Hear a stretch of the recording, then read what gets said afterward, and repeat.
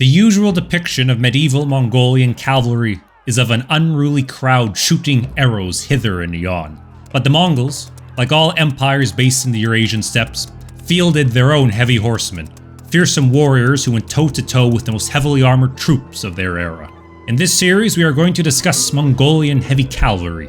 In part 1, their weapons and equipment, and then in the following weeks, their interactions with cavalry across the world, starting in China with the Jin dynasty, and then working our way west. A lot of discussion that you will see online about Mongolian cavalry, as well as medieval warfare in general, is provided by people who have no familiarity with artistic, textual, and archaeological data that survive from the 13th and 14th centuries. Instead, they'll base expectations, often unconsciously, off of what they have seen in movies, video games, and TV, what feels right to them. Since none of us have experienced a Mongol invasion in a couple centuries, there is always going to be a level of inference with every reconstruction. But the more that those inferences can be supported with direct data from the sources, the better that reconstruction will be. And that is what the discussion in these videos will do, combining as much material from medieval Chinese, Islamic, European, and Mongolian accounts and more in order to understand how the Mongols utilized their heavy cavalry. So, let's talk some heavy horse. First of all, did the Mongols have heavy cavalry? Yes. A wide array of first-hand textual and artistic evidence from across Eurasia support the presence of heavily armored horsemen playing important roles in Mongol armies. And this was not just subject peoples in service of the Khan, but a part of the Mongol army from its inception. Neither was this an innovation by Chinggis Khan. We have evidence for fully armored nomadic cavalry centuries before the Mongol Empire. At least by the 4th century Common Era, heavy cavalry was a feature of armies both in China and the Rouran Khaganate. Though some argue for its existence in the Hunnu state, the evidence for that is not conclusive. The greatest nomadic power before the Chinggisids was the Göktürks, for whom some visual evidence of their heavy cavalry survives. This was not isolated to the eastern steppes either. The 6th century Byzantine military manual, the Strategikon, describes nomadic men and horses protected by iron or felt armors, at least in the front. In form, function, and general equipment, heavy cavalry across most of Eurasia from the 4th century, basically until the widespread adoption of firearms, more or less took the same form, of which we will get into shortly. Where does a steppe nomad get material to make metal armor? Well, you can watch the long video series I just did on that subject and save ourselves some time here. Short answer, they are perfectly capable of acquiring it, just perhaps not in a volume comparable to output from China. The majority of horsemen in this context are not suited up in metal lamellar or mail, but in leather laminar and padded felt armors. These are not styles restricted to the Mongols by any means, but widely used across Eurasia. There is a claim that Mongol horses lacked the strength to be heavy cavalry, a misunderstanding of an argument put forth by John Masson Smith. The sources are quite unequivocal that Mongol horses could be, and were, armored. The eyewitness account of John de Plano Carpini in the 1240s gives us a very detailed description of how Mongol horses were armored. In the 1330s, Ibn Battuta describes how the Delhi Sultanate specifically purchased horses from the Golden Horde on account of their ability to take the weight of armor better than other kinds of horses. What J.M. Smith argued is that between occasions when they were armored up, each horse was given perhaps a week's break in order to distribute the burden. And if there was one thing the Mongol Empire had plenty of, it was horses. The sources indicate that the most common armor, for both horse and rider, were laminar and lamellar armors. We'll deal with each of these in turn, starting with leather laminar. Thanks to Friar Carpina's fact-finding mission in the 1240s, we have an idea of how Mongol laminar was constructed. He says that laminar armor began as oxhide. The leather was hardened, boiled according to Marco Polo, cut into strips the width of a hand, and then stacked in 3 to 4 layers. They were then covered in pitch to keep them together. This results in one band of laminar, and each of these bands were laced together. These were tied into 5 large sections, from the horse's tail to the neck, fastened at the saddle. In artworks, these strips are often painted, and quite brightly too. The horse's head was protected with an iron plate, which tied into the two sections coming up to the neck. This resulted in almost total coverage of the animal, down to its knees and the hock. Similar laminar armor was worn by the rider. Around the torso it formed a sort of shell that fastened at the shoulders and protected the arms and legs in long skirts. In the 13th century, this style of armor did not include hand protection, with the common explanation being that this was to leave the arms mobile enough to handle bows and arrows from horseback, for the bow remained the heavy cavalry's primary weapon. According to William of Rubruck, who observed Mongols in it in the 1250s, this full-length laminar armor was rather awkward for individuals on foot. For a rider on horseback, these long skirts covered the legs down to the boots. Overall, the sources describe this armor as quite effective. European writers like Marco Polo and Thomas the Split refer to it being very strong or even impenetrable, which seems a bit excessive. Iron, acorn-shaped helmets with leather neck protection are commonly described, but we also see visual evidence for these larger, folding laminar visors. They could be worn down to cover the face and neck, or presumably folded up into a brim. There is also a style identified as hatangu del.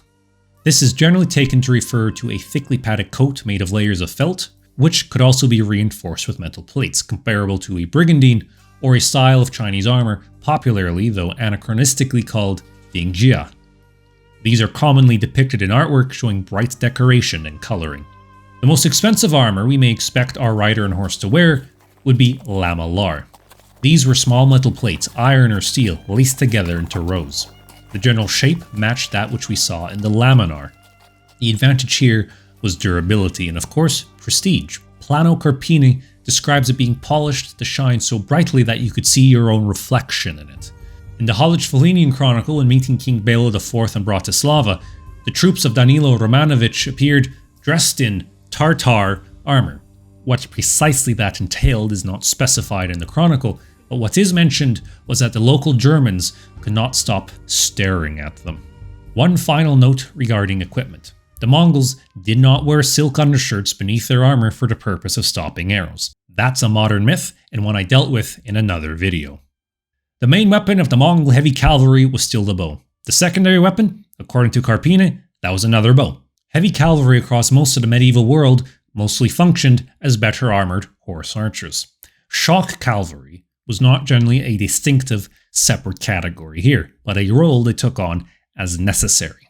The sources differ in what other equipment they had. In Chinese accounts and in Ilkhanate artworks, shields and spears of different style appear. Su Ting and Peng Daya's account describe short and long spears specifically for the purpose of penetrating heavy armor, as well as different types of shield distinguished by size, use, and unit. The Mongol vanguard being mostly equipped with circular shields strapped over their shoulders. We also have textual depictions of spears with hooks on them, designed to catch an enemy rider and pull him from the saddle. Mongols did not hold the spear in a couched position, but off to the side, clutched by both hands. When not in use, a cord around the spear's head and base kept it slung around the rider's arm and foot. In contrast, some European accounts like Marco Polo and Simon of St. Quentin have Mongol spears as uncommon and shields not used at all. Iron maces are commonly mentioned and axes more rarely, perhaps just as tools. The common style of sword used was a gently curving, single-edged saber of a type common across the Eurasian steppe. Some have argued that Mongol expansion encouraged the adoption of this style across the Islamic world, which had previously preferred straight blades. Written sources mainly indicate that swords were weapons of the Mongol elite, rather than standard kit. Now, it's one thing to list off types of armor, but how much of the Mongol army actually wore it? The sources generally agree that most of the Mongol army was lightly or unarmored, horse archers who kept their distance from the enemy entirely. But what they don't agree on was how many were armored, and likely it varied depending on time and which specific part of the Mongol army our author was dealing with. Not even the Great Khan probably knew what percentage of his army was armored or not. In the account of the Dominican Simon de St. Quentin, who traveled to Baiju Noyan's court in the Caucasus in the 1240s, he described armor as very rare, worn only by commanders, officers, and standard bearers. The elite and the army leadership, essentially. He even suggested that no more than a tenth of the army had armor. But two Song dynasty envoys who traveled to Ögedei's court and wrote at the end of the 1230s state that the Mongol vanguard which numbered 30% of the attack force, was armoured. Since that is a reference just to the van, it would not include other parts of the army that were also armoured. Khan's Keshig, the bodyguard, appeared to have been well equipped and could make up a significant portion of the army when on campaign. It was a 10,000 man unit after all. It's fair to assume that a 10 to 30% range, dependent on circumstances, is a reasonable estimate for how much of the army was armoured. Given that Mongol armies were heavily made up of subject peoples, this number could vary even more. So from sources of the Ilkhanate and its successors, we get an interesting stereotype of the Golden Horde, where they regularly portray the Jochid state having a huge, yet poorly equipped army, apparently in contrast to the Ilkhanate's smaller, but better armed, force. What percentage of Mongols wore metal versus leather armors is unknown. Leather certainly receives greater mention in the sources, but iron is referenced consistently enough that it was being encountered with some regularity by their enemies. Generally, it appears that the armoured units of the Mongol army were always the elite ones. The Keshig, for instance, was mostly staffed by younger sons and brothers of the nobility, commanders. The sources often describe the Khan's involvement in ordering production from blacksmiths, weapon makers, and armourers, yet we see very little indication of these wares going out to the average trooper. Rather, it seems part of the reward for service in the elite units was the output of these industries. We regularly see the sources describe the generosity of the Khan to the nobility, the military elite, and the guard, and part of this seems to have included outfitting them with the material output of Eurasia. In the Ilkhanate, the vizier and historian Rashid al-Din tells us how the initial hurdles for Mongol government had been that the local armourers did not know how to make things in Mongolian style. Once overcome, the Mongols contracted each craftsman to produce a set of armour, bow, weapons, arrows, and so on to deliver to the government every year for its distribution. Supposedly, this didn't work very well. Apparently, no more than 2,000 full sets of weapons were produced every year, until reforms of Ghazan Ilkhan increased this to 10,000, and changed how these were procured. Instead of paying the craftsmen directly, the Ilkhanate would instead give money to the troops, who were then supposed to purchase from the producers.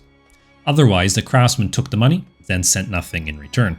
Whether this system was effective is uncertain. Rashid al-Din's job in his writing was to make the policies of his employer, Ghazan, and himself look as good as possible. Such armor was also simply taken from the storehouses and the battlefield. With the fall of the Song dynasty, much former Song equipment fell into Mongol hands. During his journeys, William of Rubruck saw Mongols wearing male hauberks taken from the Alans, and the Holy Roman Emperor Friedrich II complained that after the victories in Hungary and Poland, the Mongols were wearing armor taken from dead European knights. It's technically possible a Mongol put on a great helm taken from a dead Templar and wore it across Asia, and perhaps even fought in Japan with it. And that's kind of fun. This has been a look at the equipment of the Mongol heavy cavalry. Next time we discuss how they operated on the battlefield, beginning with the wars against the Jin dynasty, so be sure to subscribe, click buttons, and whatever other things YouTube suggests.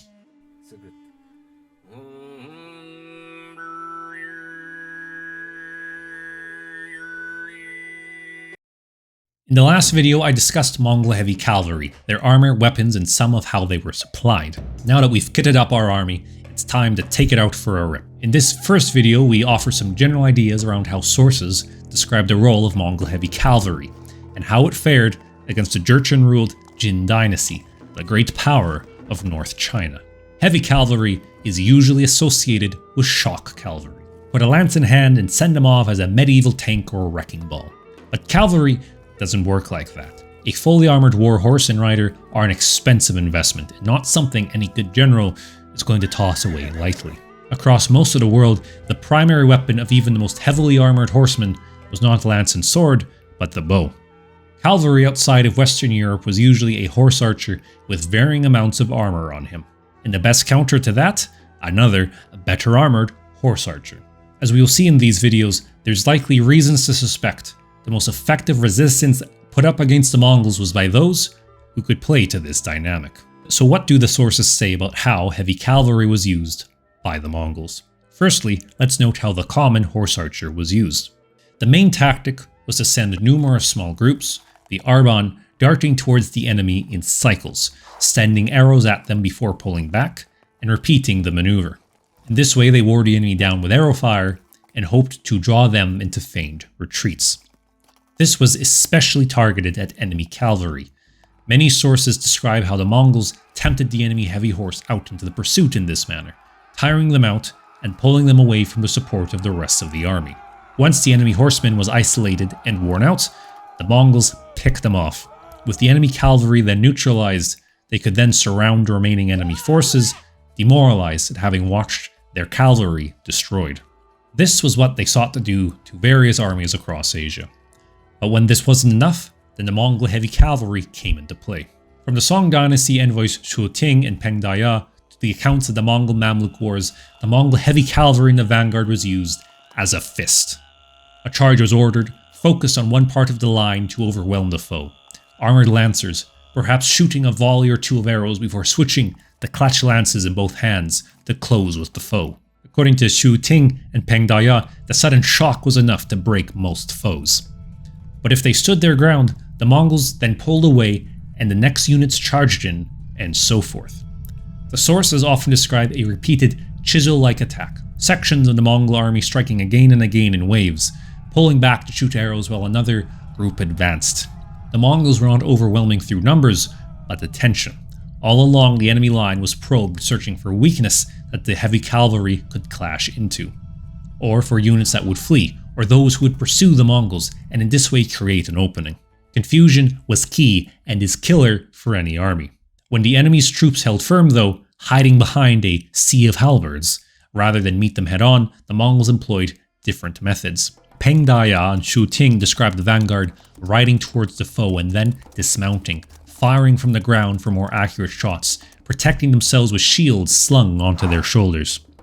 They'd send a herd of cattle or prisoners at them, or make them believe Mongol reinforcements had arrived, or move on to attack some other site, leaving a few troops behind to shoot arrows sporadically and keep the enemy occupied, and eventually starve them out. Prolonged melee combat itself was to be avoided, if possible. In effect, the key purpose of the Mongol heavy cavalry was to frighten the enemy and slaughter them while they ran. So, let's see how that worked in practice. Regarding battles, sources generally just give big picture details. The movement of an army from place to place, where a battle was fought, who commanded, and sometimes number of troops. What actually happened in most battles, tactically, is rarely mentioned, and it's even rarer to have what actual combat looked like when, say, our Mongol heavy horse met an enemy counterpart. A second note is that most of the cavalry forces the Mongols faced were armed in very similar ways. Lamalar, laminar, mail, and padded armors were, in differing proportions, the main equipment the Mongols both wore and faced. The farther west they went, generally the greater proportion of mail was in use by their enemies, for instance. Most cavalry they dealt with were also primarily horse archers, armored or unarmored. What will differ is what percentage were thus equipped, and how they were utilized by each side. We start with the Jurchen Jin dynasty, the great power of North China and arguably the Mongol Empire's greatest foe. The scale of warfare and its duration with the Jin was only comparable to the war with the Song dynasty. While the Mongol war with the Mamluks was longer, the number of battles and the size of the armies paled in comparison to the scale of the Mongol-Jin war. This was perhaps the most destructive war the Mongols fought. When we discuss Jin cavalry, one word is on everyone's lips: Iron Pagoda or Iron Buddha or Iron Tower. It was an elite unit of the Jurchen nobility, man and horse fully adorned in lamalar. This fearsome unit struck fear into the hearts of Song troops, and you'll often see it mentioned that they must have been a fearsome foe for the Mongols. Well, the thing is, the Iron Pagoda only existed for about a decade, about 60 years before the Mongol invasion of the Jin dynasty. The Jin military by the time of Chinggis Khan was not quite the same shape. When the Mongols invaded in 1211, Jin heavy cavalry played a relatively minor role. Jin cavalry only tends to be specified in the sources when it's light cavalry or Jin troops, the subject peoples along the Jin's northern border with the steppe, Khitans, Ongut, and others who fought in similar style to the Mongols. Heavy cavalry seems implied when so-called crack troops, Imperial Escort Guard, or Honor Guard are mentioned, and at times they did have great effect. In 1216, the Song border official Li Qintuan describes how only 3 years prior, 500 men of the Jin honor guard routed and killed a much larger Mongol unit. So, if the Jin were a famous cavalry force, why do we see so few indications of Jin cavalry in general during the 20-odd years of the Mongol-Jin War? Well, the Mongols killed them all, and rather quickly. In the first 2 years of the war, the Jin raised great armies to try and stop the Mongols at the border. The sources give enormous numbers for them, 100,000, 300,000, 500,000. Some sources also indicate that the Jin were intentionally inflating the numbers of their armies in an effort to scare the Mongols off. So while the actual troops on the battlefield at any given moment may not have been 500,000, we are led to assume that the Jin nevertheless raised a great part not just of their available troops from the North China Plain, but also their best available troops as well. Not just Jurchen horsemen, but Khitans, Jian troops, Han Chinese, immense hosts of cavalry and infantry to meet Chinggis Khan in the field. And in a series of battles from 1211 through 1213, Hui Heibu, Huan Erzui, and Hua Lei, the Mongols broke the back of the Jin army. Contemporary song authors like Li Qintuan and Zhao Gong saw these battles as the end of the Jin's offensive power. And what precisely happened here? Information is sparse. At Hui Heibu, the battle lasted for 3 days.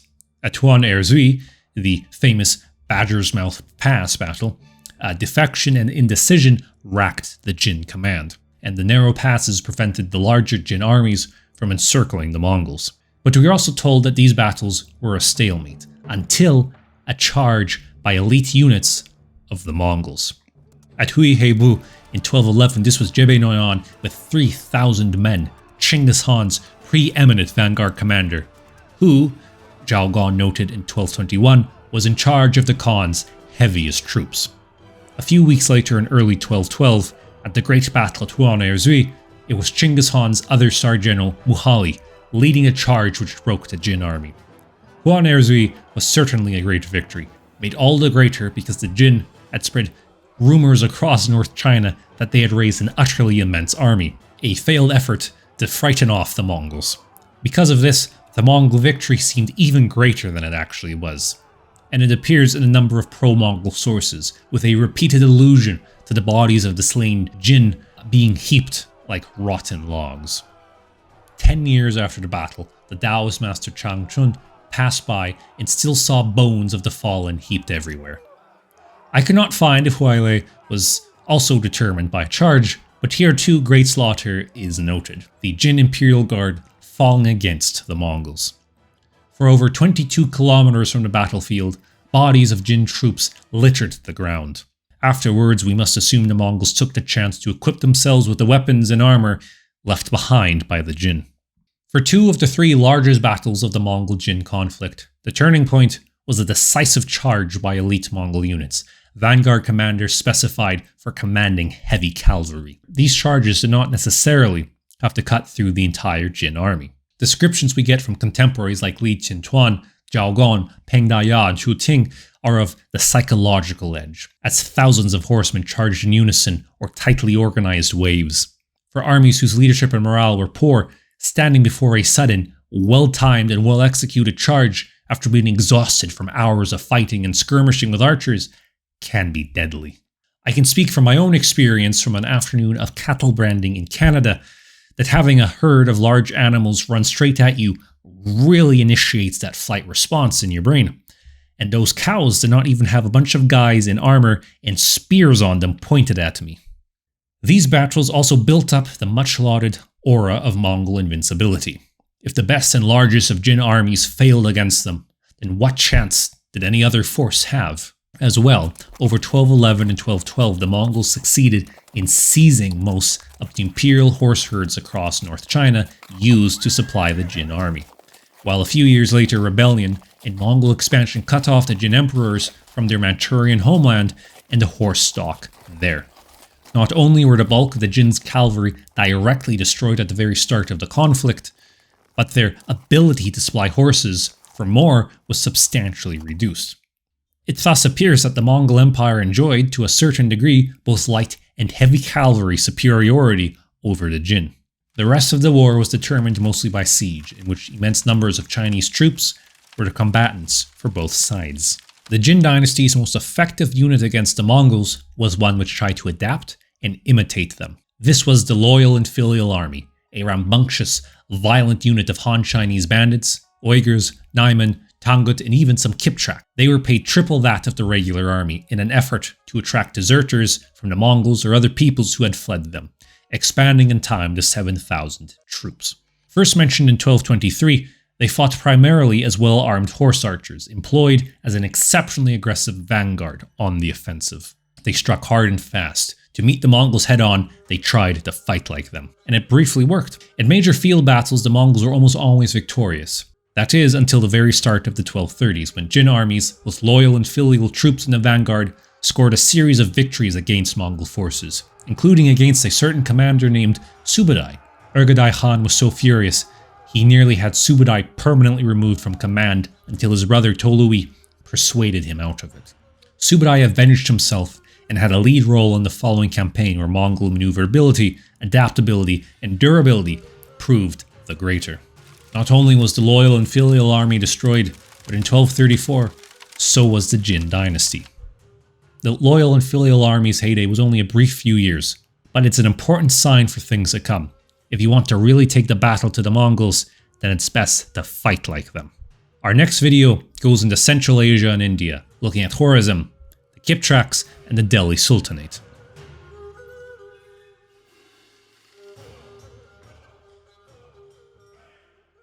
Previously, we looked at the interactions and roles of Mongol heavy cavalry in the wars with the Jin dynasty.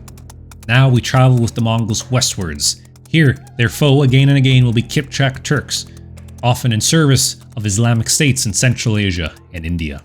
As the Mongols moved west, the cavalry they encountered remained highly influenced by steppe forms of warfare, mounted archers in varying degrees of armor. Maneuverability and skirmishing was more important than the melee, though it was not disregarded. Juvaini, a chronicler writing in Delhi in the 1260s, who had fled the Mongols, mentions Khwarezm Shah Muhammad's ability to raise 400,000 cavalry with both rider and horse in defensive armor. At Bukhara alone, Juvaini reports how Shah Muhammad left 60,000 horse fully equipped and furnished of Turks, Guris, and Khorasanis.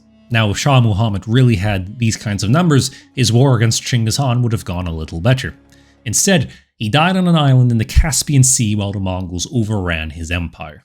But the idea is important. The Khwarezm Shah, the strongest Muslim monarch in the world, could raise a huge and well-equipped cavalry force. One of the most important parts of Shah Muhammad's army was the Kipchak Kangli nomads in his service. Not just a military element, but an aristocracy within the Khwarezmian state, one his family married into and gave him no shortage of trouble.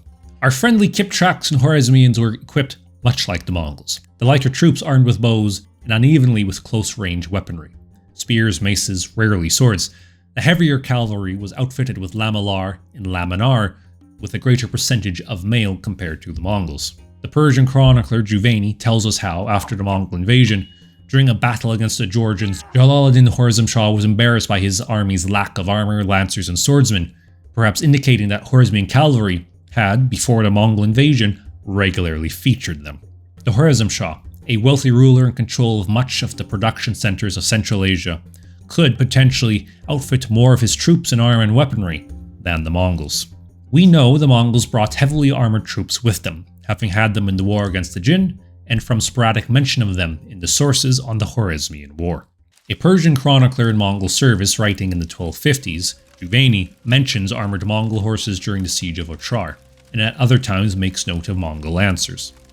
Ibn al-Athir, writing in Mosul in the 1220s, records an interesting tale of a fully armed Mongol warrior in Jebbe's army entering a house in Maraga in 1221, killing several inhabitants and taking the rest prisoner. Only when the warrior stopped, presumably to rest, and began to remove weapon and armor, the inhabitants realized their assailant was a Mongol woman. And then they rose up and killed her. In 1238, during the Tarabi revolt around Bukhara, Juvaini says Tarabi's followers were foolish, going up against the Mongols while unarmored. When it comes to specific engagements of heavy cavalry between Mongol and Khwarezmian forces, we have unfortunately little information, as the invasion was fought mostly through sieges. The cavalry and garrisons often sallied out against the Mongols when the siege began, and many times the Mongols pulled them into feigned retreats and killed them. This was the Mongols' preferred means of dealing with enemy cavalry in general, pulling them from the safety of walls or the rest of an army, isolating them, tiring them out in the chase, and then falling upon them, or picking them off with arrows. On other occasions, the Mongols tricked the garrison into surrendering, coming out unarmed, and then massacring them. When the Mongols stormed the city, they sent many captured subject peoples ahead as literal meat shields, absorbing enemy arrows and blows and wearing them down before the Khan's troops engaged. Only on rare occasions were the Mongols pulled into extended combat in the open with Khwarezmian troops, most notably during the resistance of Khwarezm Shah Muhammad's son, Jalal al-Din Mingburnu.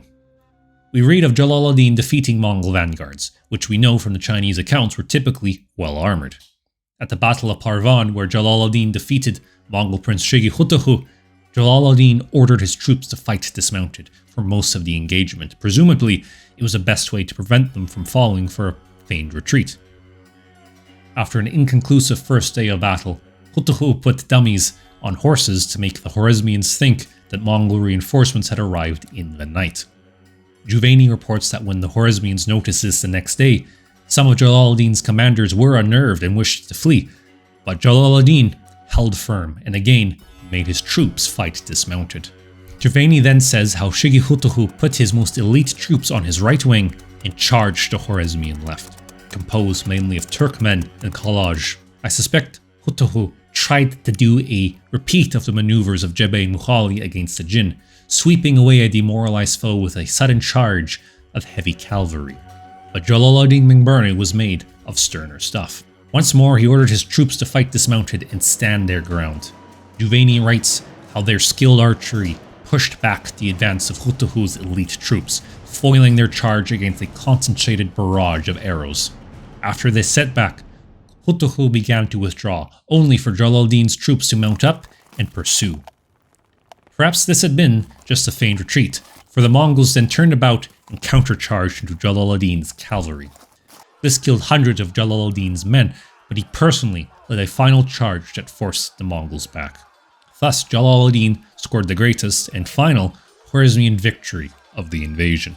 At the Battle of Parvan, what we see are elements of the same maneuvers the Mongols pulled off successfully elsewhere. Only here, Shigi-Hutahu misjudged his foe and timed his maneuvers poorly. Jalal ad-Din, for all his faults, was utterly fearless, with an army large enough to absorb blows. Against him, Hutahu was simply outplayed, outmatched. Unfortunately, after the victory, Jalal ad-Din's generals began fighting over the loot, leading to half of his army abandoning him, while Chinggis Khan advanced against him. The result was a battle on the Indus River which, despite a fierce effort, ended with Jalal ad-Din riding his horse off of a cliff and into the river, ultimately to flee into India. Though Chinggis Khan chose not to invade India in 1221, sending only a few armies in pursuit of Jalal ad-Din, attacks on the subcontinent began in earnest under his successors. By the 1240s, the Mongol Empire and Delhi Sultanate fought over the Punjab and Sindh. The sources say little on the composition of these Mongol forces, particularly in the later 13th century. The assumption is that these attacks in the late 13th century by the Karaonis and the Chagatai Khanate were rather lightly armoured. But we get a different story for the soldiers of the Delhi Sultanate. While Delhi's elephants capture the most attention and could be armoured, they don't tend to be deciding factors in battle. Instead, more weight should be given to the mainly Kipchak, Kongli, and other Turkic-speaking peoples, so as Mamluks or Gulams to Delhi, or coming to Delhi as refugees fleeing the Mongols.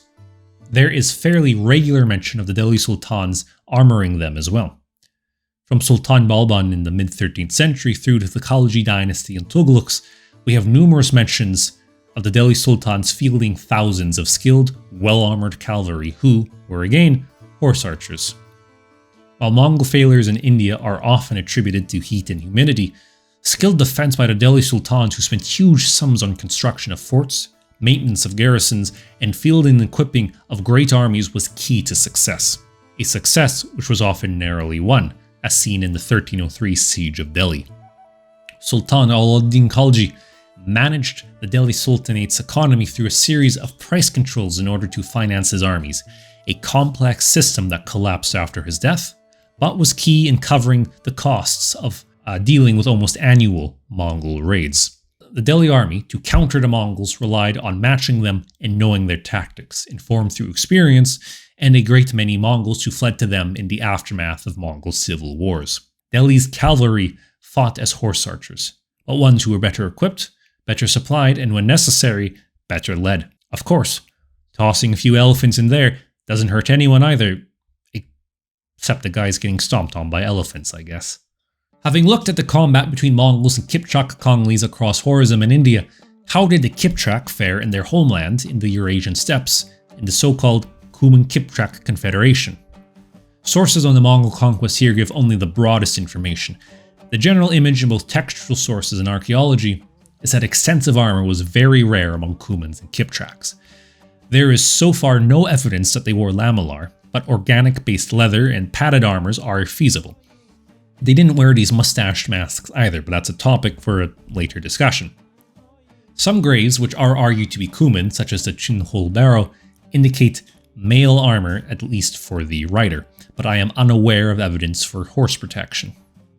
As noted in my series on nomad blacksmithing, Kipchak disunity would have hampered local blacksmithing supply networks. Likely the Kipchak were therefore mostly dependent on imports for their arms and armor. The Mongols must have held an advantage in armor in their conquest of the western steppes. And despite this, the sources note several times how the Mongols regarded the Kipchaks among their most dangerous foes. Peng Da-ya and Chu Ting, writing in the 1230s, record how of all the Mongols' western enemies, the Kipchak were seen as the most warlike. The songwriters say that the Kipchak gave Činggis Khan himself the greatest concern, who stated that they could not be dealt with properly until after the completion of the conquests of the Jin dynasty. In the secret history of the Mongols, the entire 1230s western campaign of Batu and Subadai that culminated in Europe is dubbed the Kipchak campaign. It seems the Mongols developed a high view of the Kipchak's military capability, or at least fighting potential. Fighting them throughout Khorasan and then Jebe and Subadai's early battles with them in the steppes left the Mongols with the opinion that the Kipchak were highly skilled combatants. Like the Mongols, they fought primarily as horse archers, familiar with the type of tactics the Mongols employed. The Kipchak could also easily flee and continue to be a nuisance, while the greatest concern was what would happen if they unified and pooled their strength against the Mongol Empire. As pointed out by historian Stephen Powell, a distorted word may have come down the steppes to Mongolia that Bela IV, King of Hungary, had taken the title King of the Kumans in the 1220s. Coupled with efforts by the Kipchak Prince Bachman to organize a united front, in the Mongol court, these may have sounded like the emergence of an actual Kipchak state to threaten them.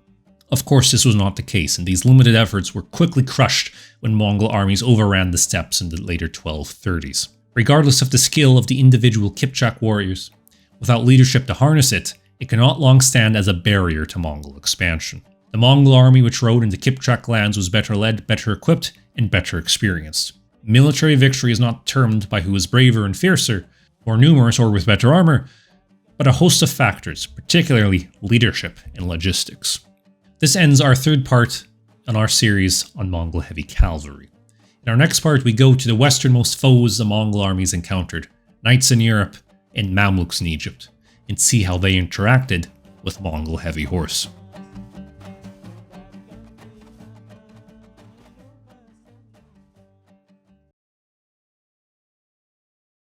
This series on Mongolian heavy cavalry has taken us from China across Central Asia and now to the western limits of Mongol expansion. In these last two episodes in our series, we look at how the Mongols dealt with two groups of unique, well-armored foes. European knights, including the famous Templars, and next time, the ferocious Mamluk Sultanate of Egypt. Let's start with Europe. Of all the armies the Mongols interact with, probably the one with the greatest amount of annoying online speculation are the battles with knights in Hungary and Poland. Popular discussions range from the Mongols cutting through them like a hot chainsaw through butter, to the Mongols being scared off by this unique brand of European heavy cavalry. Both extremes are annoying and not what we see in the historical sources. The short answer is that the sources from the European point of view and the Mongolian indicate that knights were seen as effective foes by the Mongols, but one they were also quite capable of dealing with. When we discuss knights, people tend to picture someone covered in full plate and nearly invulnerable to arrows. Todd Cutler at Todd's Workshop has some really interesting videos on how well plate armor stands up to arrows shot from a longbow. But in the 13th century, knights are not yet in this kind of equipment. Instead, a well-armored knight at the time of the Mongol invasion would be armed like this.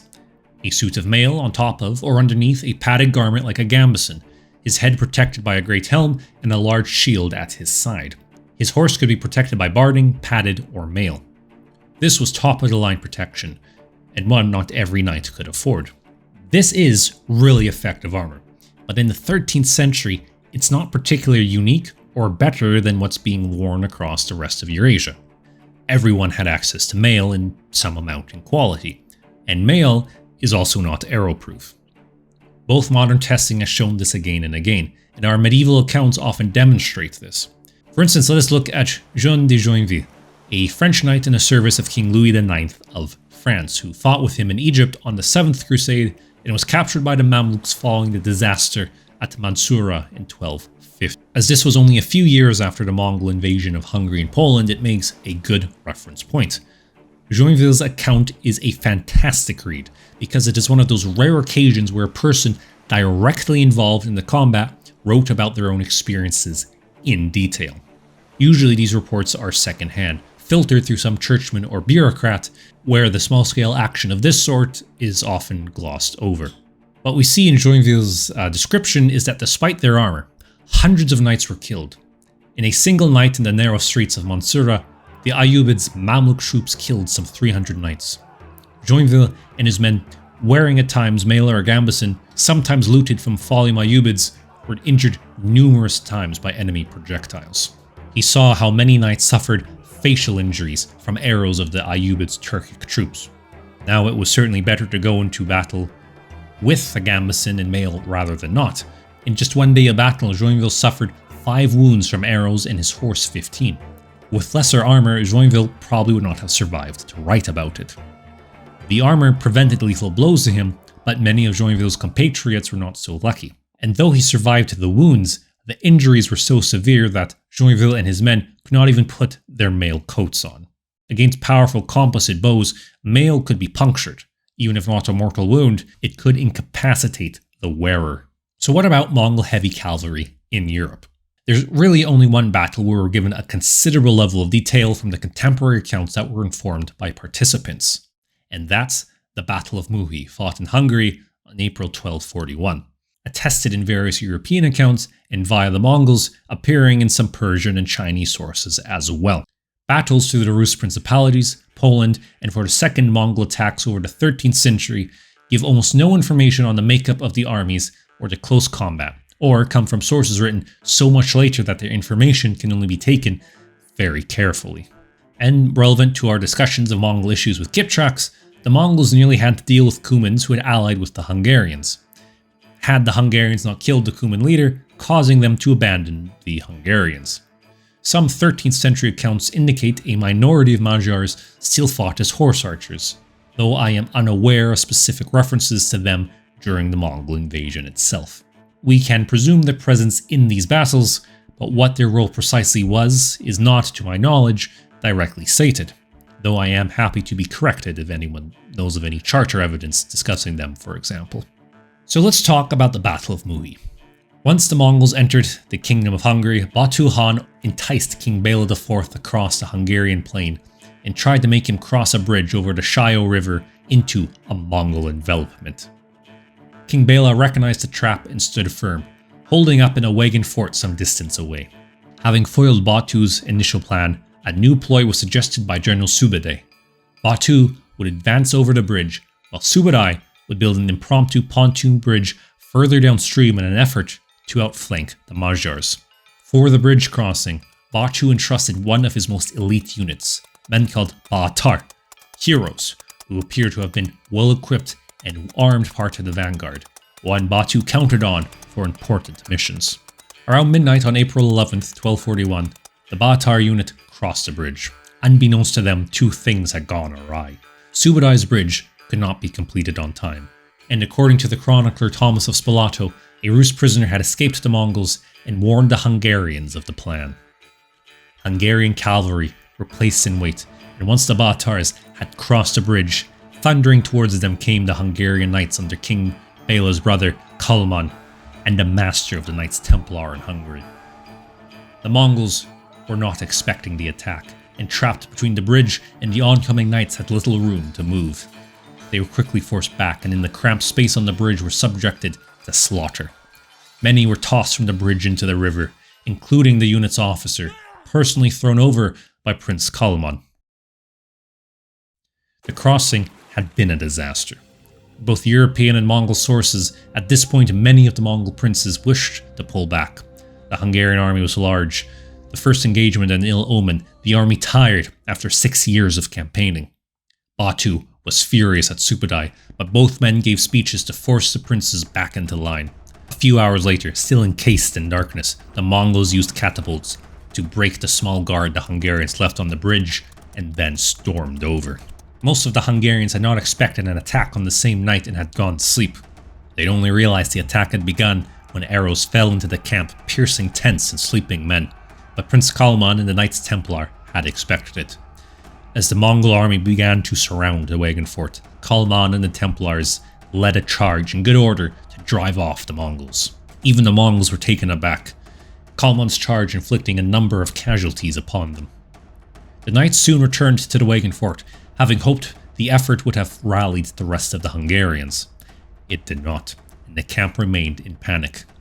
Convincing only a few to join them, Kálmán and his cavalry led another charge. This time, the Mongols were ready. The specifics are not described, but only a few knights escaped alive. Kálmán was grievously injured and later succumbed to his wounds. The entirety of the Knights Templar, largely Frenchmen, were killed to a man, including the master of the knights in Hungary. So why was this charge such a failure compared to the first two? Several factors. The first two charges had taken the Mongols by surprise. The third charge they expected. We are also told that Kálmán and the knights had stayed awake essentially since arriving at Muhi earlier the previous day, after a week's march across Hungary. By the time of the third charge, men and horse were exhausted from lack of sleep and fighting. Many were perhaps injured from the first two engagements. On that final charge, Kálmán's knights likely rode from the wagon fort directly into a hail of arrows. European sources contemporary to the battle had this belief that the Mongol arrows could penetrate any armor. One of the main sources for the battle is Thomas of Spalato, a churchman whose account was informed by a group of high-ranking Hungarian survivors present at Muhi, and commented on the Mongols' extreme accuracy and the arrow's penetration power. We should presume that Thomas's statements reflect the opinion of those who experienced these arrows at Muhi. Even if the mail itself bore the brunt of these shots, gaps, especially in the helmets and the horses they rode upon, were exploited. Once knights began to be picked off and isolated, perhaps the hooked Mongol lances noted by the European accounts pulled the battered knights from the saddle, or a final charge of the Mongolian heavy cavalry itself broke what was left of the resolve of the Hungarian knights. Regardless of how they did it, the Battle of Muhi was decided in Mongol favor as the Hungarian army broke. This sense of picking off and isolating knights is echoed in other encounters. Master Roger, another churchman who was captured by the Mongols in the invasion, tells of an episode before the Battle of Muhi, where an archbishop and his retinue pursued a group of Mongols through a marsh. The knights, weighed down by their armor, became trapped in the marsh. Then they were surrounded by the Mongols, who picked them off with arrows. The archbishop, through means Roger does not tell us, only escaped with 3 or 4 men out of his company. While the Mongols did have the better of these field battles, they were not as easily fought as popularly portrayed. Multiple accounts, from Subadezia and Share Biography, to the Franciscan friar John de Plano Carpina, to Juvaini's Persian-language History of the World-Conqueror, report unease among the Mongols before and during the Battle of Muhi, and how the princes wished to withdraw after the debacle on the bridge. Muhi was remembered as a great victory because it was hard fought over a fierce foe, a heroic struggle rather than a mere cakewalk. A belief in the skill of the knights is apparent in a number of sources. Simon of St. Quintin's embassy to Baiju Noyan in the Caucasus in the late 1240s reports how the Mongols had closely monitored King Louis IX's movements as he undertook his crusade, and wanted to ensure that he was directed at Egypt. In the Persian language sources written by those in Mongol service like Juvaini and Rashid al-Din, the Hungarian and Polish armies are only singled out as the horsemen of Keller and Bashkir. Considering that cavalry was the main offensive force of most of the Mongols' enemies, it's interesting to see the knights marked out like this. And we do know that the Mongols thought well of European metalworking. Menka Khan's court in Karakorum was adorned by a great silver tree designed by a French goldsmith the Mongols had captured in Hungary, while the sole reference to the people at the western edge of the world in the secret history of the Mongols is a reference to the quality of their swords. But we should not overstate this too much. While the knights were troublesome, and not something to be taken lightly, they were not seen as an insurmountable barrier. For years after the invasion, the Mongols continued to indicate their willingness to organize a proper conquest of Europe, and it is argued that Guyuk Khan may have been in the midst of starting one when he suddenly died in 1248. The reason for the Mongol withdrawal from Europe in 1242 I have dealt with in detail in this other video series I did with Dr. Stephen Pow. As for this series, next time we look at the Mamluks of Egypt and the Battle of Ain Jalut and the difficulties they gave the Mongolian cavalry.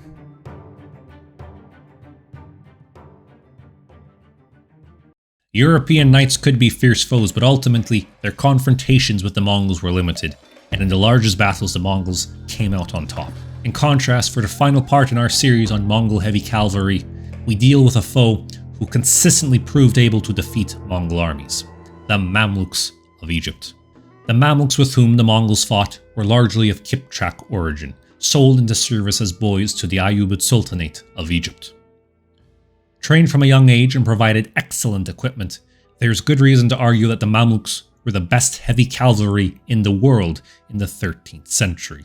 I'm sure someone has already run down to the comment section to start an argument about that. In the aftermath of Louis IX's failed crusade in Egypt in 1250, the Mamluks overthrew the last of the Ayyubids in Egypt, though they spent the next decade fighting each other for control over Cairo.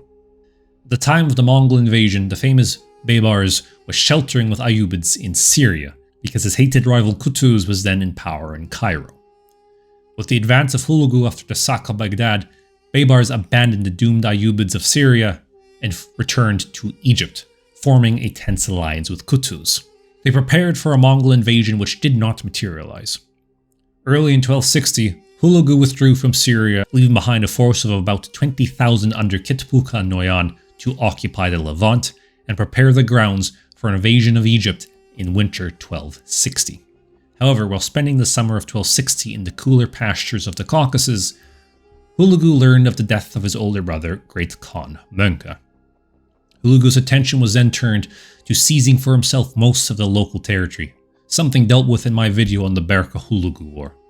But the impending invasion of Egypt was called off, and Kitpuka's troops remained dispersed in the pasturage through Syria and Palestine.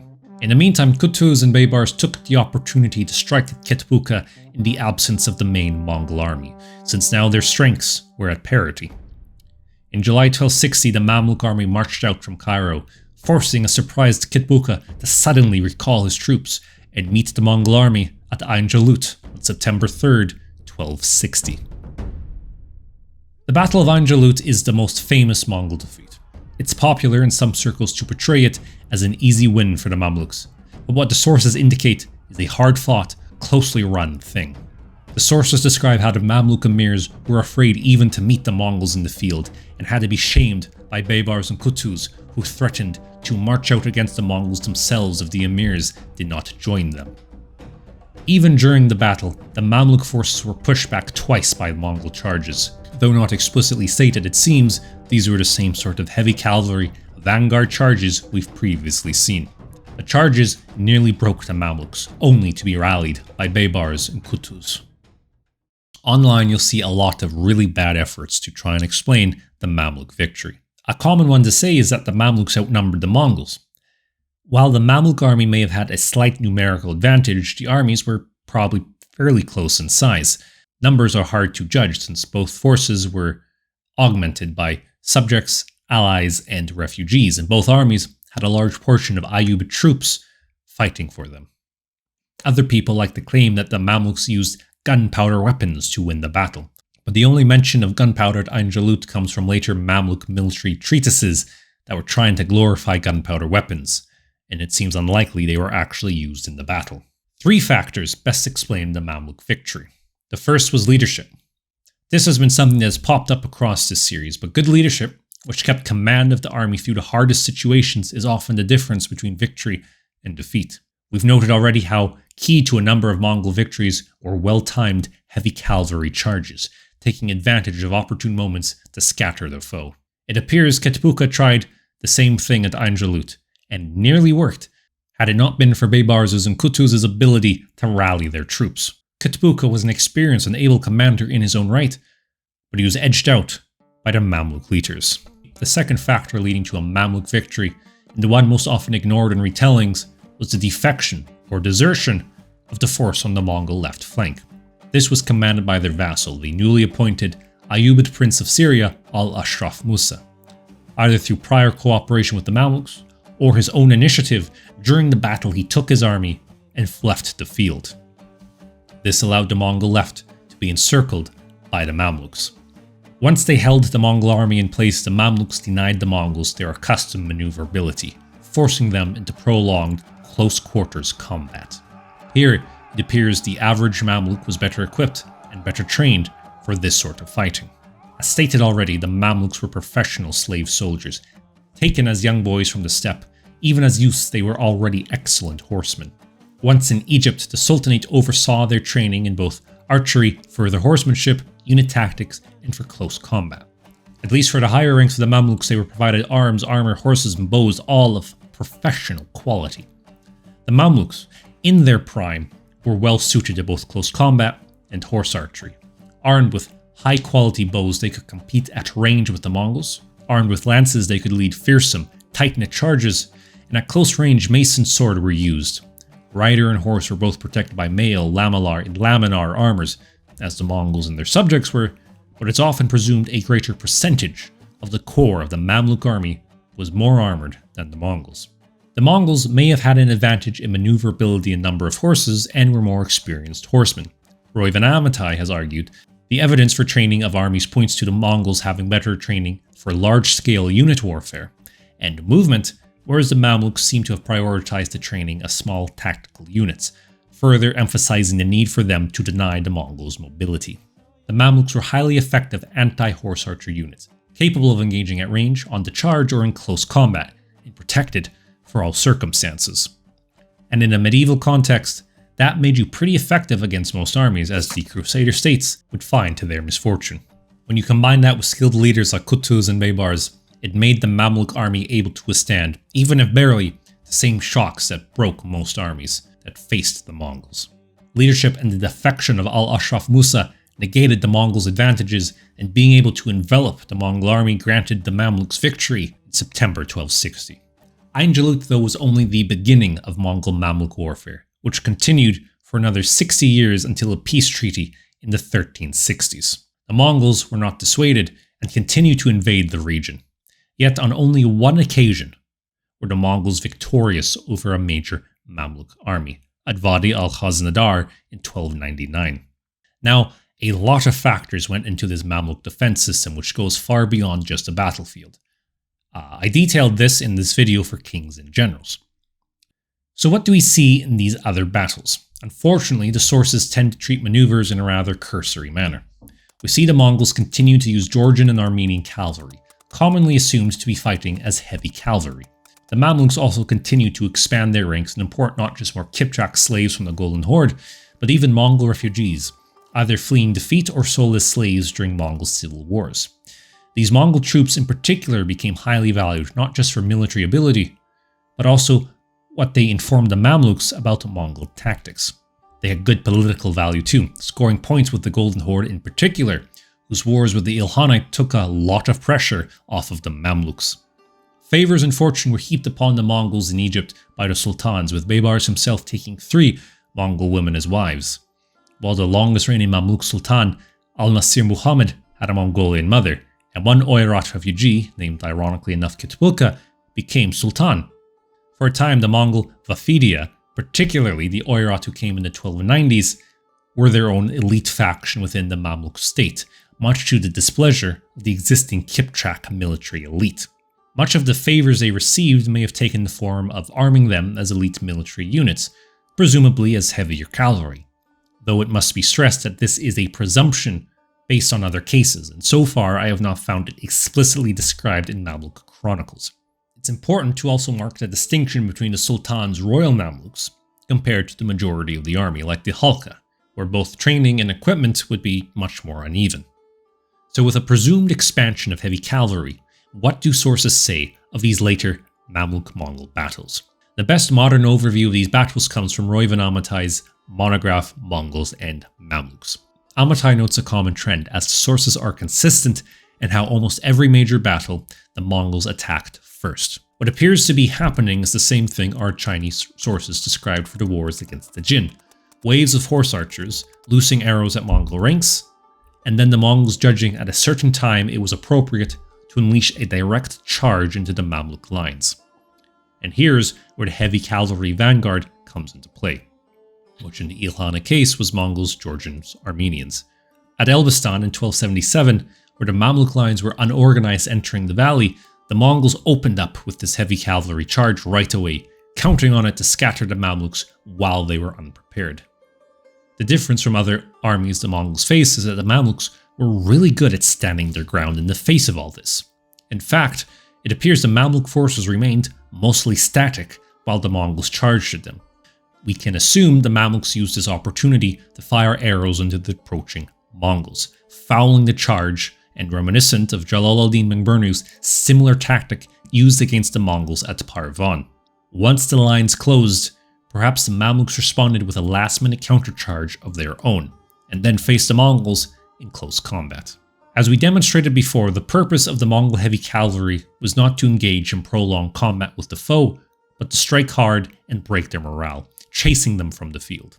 If this did not work, then the charges would be repeated, with a hope that the foe may follow and be brought into a feigned retreat. What the Mamluks do is foil this, standing firm against the opening barrage, forcing the Mongols into this prolonged close combat and not falling for feigned retreats. At Elbistan in 1277 and the Second Battle of Homs in 1281, when the battle began to go poorly for the Mongols, they dismounted to shoot back at the Mamluks. Reuven Amatai took this as a sign of the Mongols' willingness to fight to the death, their horses too exhausted to keep running about. This was also perhaps a Mongol attempt to, with a more stable platform for the archers, shoot down approaching Mamluk cavalry in the manner Jalal ad-Din had once done to them, seeking to rely on precise shots, searching for gaps in Mamluk armor to stagger their charges. Whatever the plan, it did not work, as the Mamluks were victorious in both of these battles, though at times they were still very close. In Ibn Abd al-Rahim's continuation of Ibn Vassal's Chronicle, he records Sultan Baibars' displeasure following the Battle of Elbistan, how Baibars had thought 10,000 of his riders could defeat 30,000 Mongols, but instead at Elbistan watched how 7,000 Mongols had charged and caused his left wing, including a large corps of experienced Zahiri royal Mamluks, to break and nearly defeated the Sultan. Luckily, Baibars, always a skilled commander, managed to reorganize his force and win the day. These Mongol charges were not something the Mamluks took lightly. So what changed for the Mongols' only major victory over Mamluk forces at Wadi al-Haznadar in 1299? The most significant thing perhaps is once more leadership. There, the Ilkhanites' army was skillfully led by Ghazan Ilkhan, who outmaneuvered the Mamluk army and forced it to cross a desert to reach him, while he was camped out at the water source. Meanwhile, the Mamluk command was split. The Sultan, the young al-Nasir Muhammad, only a boy with no control over his feuding emirs. This time the Mamluks opened the first charge, running into Mongol arrows while the Mongol line remained firm but flexible, pushing back at the Mamluks once they connected. Even still, fighting took the rest of the day, with the Mamluk army breaking as night fell. The next day, Ghazan took Damascus, which surrendered without a fight, while the Mamluks fled all the way back to Cairo, abandoning their Levantine possessions. Ghazan soon withdrew though, and he was unable to take advantage of the closest the Mongols ever came to conquering the Mamluks. Throughout the series, I've dealt with a number of battles: Huan Erzui, Parvan, Mohi, Ainjalut, and more. What I have emphasized throughout is two things. The armies which performed the best offensively against the Mongols tend to be those that could best emulate their tactics. This often involved taking some other steppe nomadic or steppe adjacent people with a tradition of horse archery and putting them in good armor. Only then were range, striking power, and maneuverability combined to make for the most effective counters to Mongol armies in the open. It's not a coincidence that throughout history, most armies that had a successful campaign against a nomadic state tended to do so with some sort of horse archer mercenaries in their service. But this is not the secret to victory. The presence of armor, heavy cavalry, and the like are not single determining factors in victories. Instead, the army with better command generally comes out on top. Good command can make up for inferior weapons and armor, while good equipment doesn't really cancel out a bad general. Good commanders usually result just in less problems for the army, less issues with logistics for supplying horses and men, avoiding poor decisions, keeping morale up in the face of harsh conditions and the enemy, avoiding confusion, and knowing when to deploy the heavy cavalry. The Mongol commanders who experienced setbacks were those who trusted too much in their reputation, underestimated their foes, and timed their cavalry charges wrong. The Mongol heavy cavalry, and really any medieval cavalry force being used as shock cavalry, should not be seen as a wrecking ball or tank because they can't simply run over anything they want to. Instead, they're best used as a precisely timed stabbing motion when the enemy was in confusion or their morale dipped, at which point the power of the cavalry was maximized, the impact of fear tripling the impact of the lances, and the enemy heavy cavalry that worked best against the Mongols were those who understood that and got that timing right.